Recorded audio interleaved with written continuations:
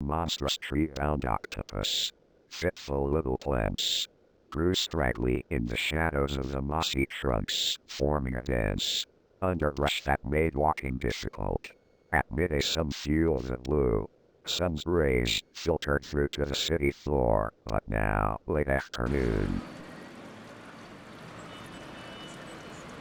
Terminator peered around him at the vine-draped shadows, listening to the soft rustlings and faint twig snappings of life in the city.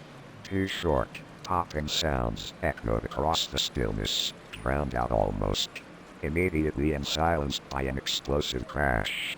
The Terminator started. Blaster. This is the Central City Assistant Director of Enforcement, Taylor. We have a problem that could affect the population of the city sectors, causing major harm, it seems. Sometime in the past, an unknown agency did a population projection that concluded the world's freshwater supply will start to run out sometime in 2050. The program was introduced to use chemicals to turn seawater into drinkable water and then divert it into the city mains water supply. Unfortunately, this treated water produced a reaction in people who carry a chromosome that has been lying dormant for centuries. The tragen chromosome, named after the Roman emperor as it was during his rule. The symptoms of a virus it triggers were first recorded. The symptoms of this virus are memory loss, unusual behavior, and violence towards anyone they encounter, and eating a flesh, a sort of living death. Females don't exhibit any of the symptoms but can carry the virus to male subjects who do. At the moment, only a small minority of females are known to have the chromosome. One of them we have been monitoring in the city. The subject's name is Tracy Lee. She does not know about the condition and has been living with an Asia family, working as a cage fighter to fund college. Recently, the father has been exhibiting the first stages of the virus and the girl has left home. We do not know where she is, but her credit card was used at local bus stations. Your assignment is to locate the subject and bring her in. You have 2 days after that. Teams will be sent in to terminate any male she has been in contact with, her included. This is some footage of the subject auditioning for a reality TV show. Good luck. This is Taylor singing out.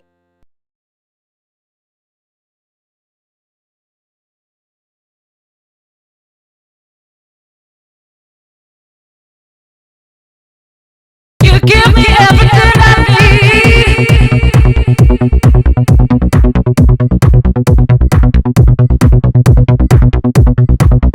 You're a star. You never find love.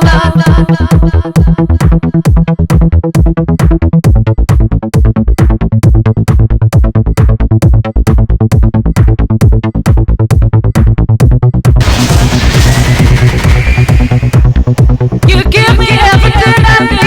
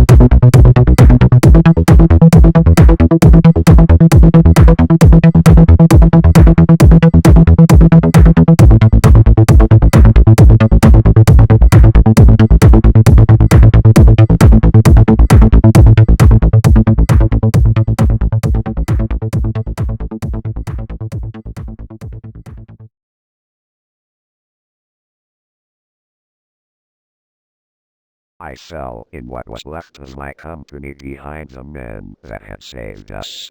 More company uniforms than I had ever seen in one place. They said nothing. Just walked into a hole in that mountain. Into a cave. An inch is the cave. At the far end, a door opened. An elevator. We followed the tall old man into the elevator and it began to descend. The elevator car went down for a long time. At last I could see a faint glow far below. The glow grew brighter and the car stopped. Far below the glow was still brighter. We all stepped out into a long corridor cut from solid rock.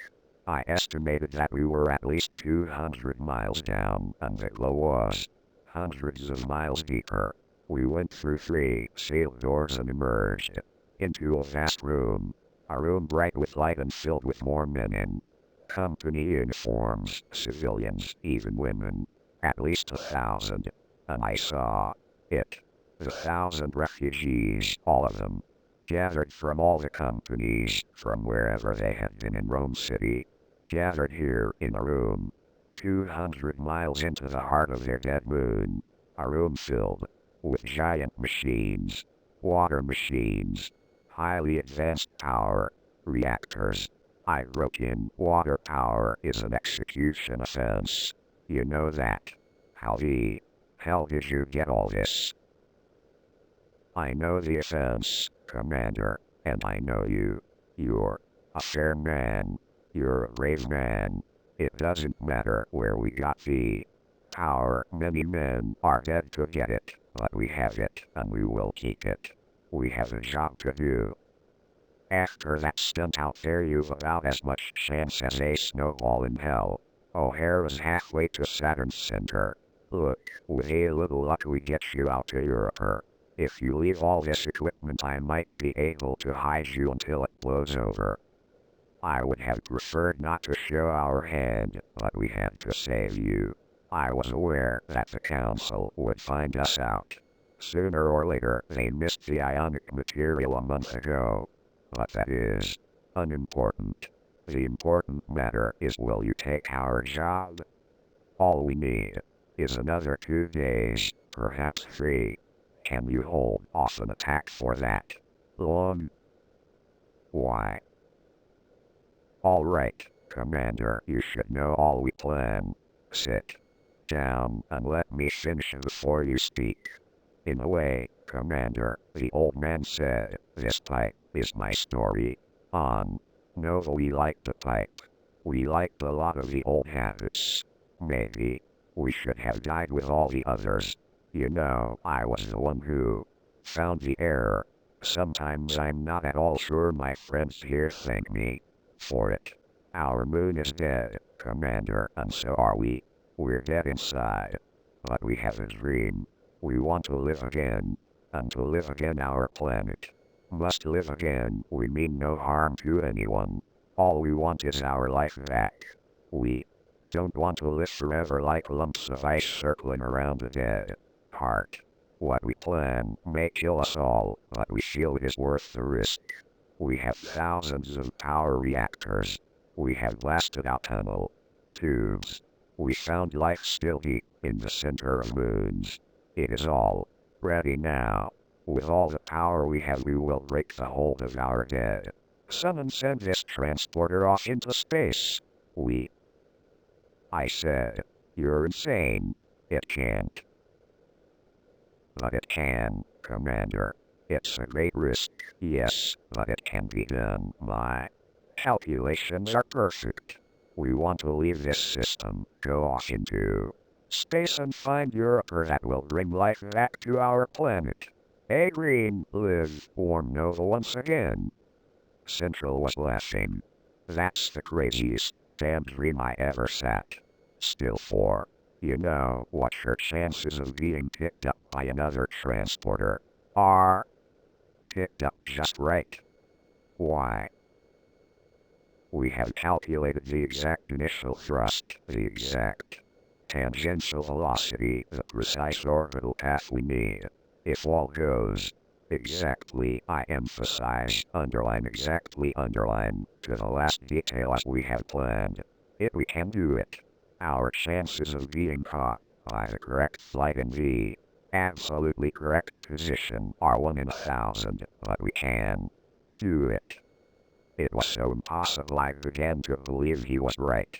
If you aren't caught just right, we could burn up or stay frozen and lifeless. We could drift in space forever, as cold and dead as we are now. And our reactor power won't last forever. The forces we will use could blow the moon apart. But we are going to try. We would rather die than live as walking dead men in this perfect United Cities we do not want. I said, why not get council approval? Council has little liking for wild dreams, Commander. It would not be considered as advancing the future of United Cities' destiny. Then there are the ionics. And there is the danger of imbalance, galactic imbalance. I have calculated carefully, the danger is remote, but Council is not going to take even a remote chance. All they care about is their damn sterile destiny. They don't care about people. Well, we do. We care about something to live for. The hell with the destiny of the cities. They don't know, and we'll be gone before they do know. They know plenty now. O'Hara's deemed them inches. So we must hurry, Portario said. 3 days, Commander. Will you protect us for 3 days? A council offense, punishable by instant destruction with United Reserve ionic weapons in the hands of the super-secret police and disaster teams. And 3 days is a long time. I would be risking my whole company. I heard Central laugh. Blast me, Red, it's so damn crazy I'm for it. Let's give it a shot. I did